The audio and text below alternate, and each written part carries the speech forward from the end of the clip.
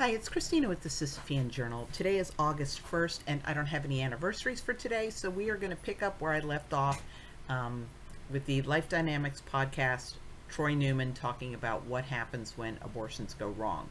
I'm not sure exactly where this is because I backed up 15 seconds from where I cut off last time because he said he was going to kind of fall back and regroup. So let's go. Too. And so it's no wonder that it was installed here at this abortion mill. But if I could just do one thing and back up, the title of this program is When Abortions Go Wrong, right? Yeah. And let me set the stage here and say, number one, every abortion goes wrong. Yeah. Because every single one kills an innocent child. Every single time that abortion is done, a baby dies. Okay, there is an exception to that rule, and that is cases where abortions are sold to women who aren't actually pregnant. This is not nearly as common anymore as it was back in the day when there were no home pregnancy tests, so the woman just was totally trusting the pregnancy test done at the abortion clinic. But I'll provide links below to information about abortions sold to women who weren't even pregnant. And that is the most horrific thing that can happen. I don't even like calling it abortion because that's clinical. You know, when Musk set off that rocket, the Falcon, a couple months ago, and what happened when it went wrong, they detonated, they aborted the mission, and they exploded. They become a natural occurring thing in science and so forth. There's nothing natural about taking the life of a baby while it's thriving and growing and being nurtured in the exact way God designed it, or nature designed, however you want to split hairs here. That baby is destined to be born, and it will do so given time and nutrition. But they intentionally go in and they abort that child's life. They kill that baby. So that's number one. And then number two. Okay, but this is also an important distinction that the abortion lobby deliberately muddles. And that's the fact that the defining act of abortion is not that you are ending the pregnancy. The defining act of abortion is that you are ending the life of the entity in the uterus. Okay, so there have been women trying to claim that anti-abortion laws would prevent the removal of a dead fetus. This is not true because abortion by definition causes the death of the fetus. If the fetus is already dead, any steps you take to remove it, that's not an abortion. And it is perfectly possible to terminate pregnancies without killing the fetus. My oldest granddaughter, that pregnancy was terminated because my daughter had gestational diabetes, so they induced labor to terminate the pregnancy. My friend developed gestational lupus when she was pregnant, and she had to have 3 emergency terminations of her pregnancy. These were done via emergency C-section. So the pregnancy was terminated, but the baby was delivered alive. So whenever you hear anybody referring to abortion as termination of pregnancy, that is being unclear and sometimes very deliberately unclear. They're using that in the wake of the Dobbs decision to try to justify failing to provide care to pregnant women who are experiencing life-threatening complications. That case with the Idaho woman, there was absolutely no reason that they could not end that pregnancy.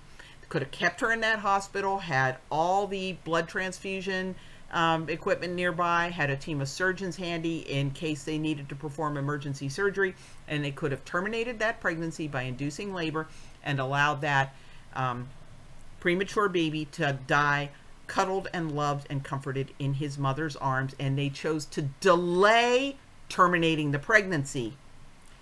Keep that in mind. They delayed the termination of the life-threatening pregnancy because they wanted to kill the baby before it came out, and they did that via dismemberment abortion. So we have to be really clear on what an abortion is, and it is the deliberate killing of the uterine entity.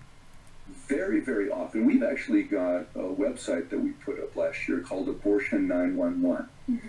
And we make it our mission to go out and get the public records, these FOIA, the Freedom of Information Act requests of these 911 calls. And you can go there and you can hear one after another with these abortionists. They start a procedure, they cause a major complication, they cannot repair it, and so they call 911 and they rush these poor girls to the hospital, where the emergency room doctors are then left to patch up this botched abortion. And what are some of the complications? I remember this abortionist. Now, one thing I have to grouse with Operation Rescue about: calling 911 when you've botched an abortion, or there's been even, you know, all surgery does have risk. It is possible for something to go wrong and it not be anybody's fault if you grant that they meant well doing the abortion in the first place. So I don't fault them ever for calling an ambulance. Women die because the abortion clinic doesn't want to call an ambulance. So that's something, Troy, I think they need to give credit where credit is due, and when they are responsibly calling an ambulance, they need to be praised for taking responsibility for that woman's life and getting help for her, as opposed to, you know, well, this 911 call is how we found out how badly they screwed up. So, distinction there. Bruce Steer in Moreno Valley, California, was operating on Sharon Hamplin. It's a second trimester abortion, and the nurse, who turned out to be one of our informants later on, said that Bruce Steer exclaimed in the middle of the abortion, "Oh my God, I pulled a bowel." Okay, so here's this abortionist that goes in with a medical instrument and pulls down, thinking what he has is me. And I will provide a link about the Sharon Hamplin death below. And interestingly enough, in a National Abortion Federation risk management seminar that I listened to, one abortion practitioner talked about how when he pulled bowel, he just kind of poked it back in through the hole, gave the woman some extra medications while she was in the recovery room to kind of get the uterus to clamp down harder and close up that hole, and send her home none the wiser. Michael Burnhill, who was the moderator and who was then medical director of Planned Parenthood Federation of America, reamed him a new behind. That is not how you do it. He reviewed the proper care of pulled bowel, and he asked, how many of you follow this, poke it back in, give her some extra drugs and send her home none the wiser? And he counted 6 people who raised their hands. So this is not some kind of isolated weirdo thing that Bruce Steer did. The baby's arm or leg or head, and instead he's got a bowel that comes out of the woman. He says, "I've got a plane to catch," pushes that bowel back in, shovels her off into the car, and she dies on the way home from Reno Valley up to the high desert. Okay, and he didn't put her in the wheelchair. He did go catch his plane and leave her without a doctor in the facility, and one of the staff at the facility is the one who put Sharon in the wheelchair and pushed her out the door to die.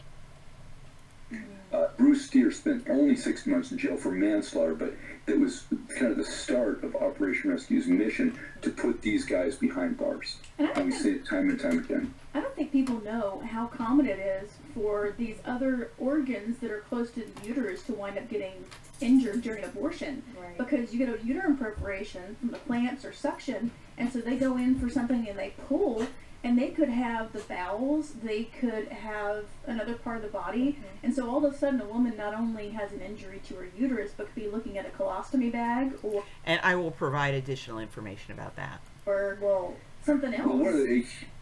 Well, okay, so we're already 9 minutes into this, so I'm gonna cut this off at this point. Continue to follow this series.